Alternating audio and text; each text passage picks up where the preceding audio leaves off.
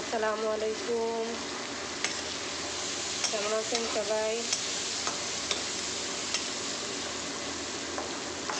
আজকে রান্না করবো হচ্ছে গুঁড়া বাইলা মাছ। বাইলা মাছ সেদ্ধ পেঁয়াজি আর হচ্ছে করল্লা ভাজি। এই যে বাইলা মাছের গুঁড়ো,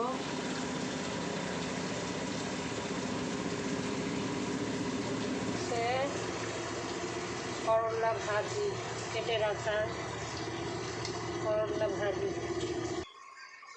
দেখেন পরিমাণ মতো মশলা দিয়ে দিয়েছি, কাঁচামরিচ টমেটো দিয়ে দিলাম একটা, অল্প মাছ দেখে টমেটো একটাই দিলাম। আমি একটু ঝালটা বেশি খাই, টমেটো ছাড়াও মশলার রঙটা আমার টকটকেই হয়,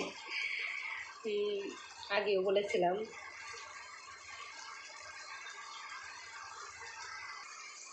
দেখেন মাছগুলো ছেড়ে দিয়েছি,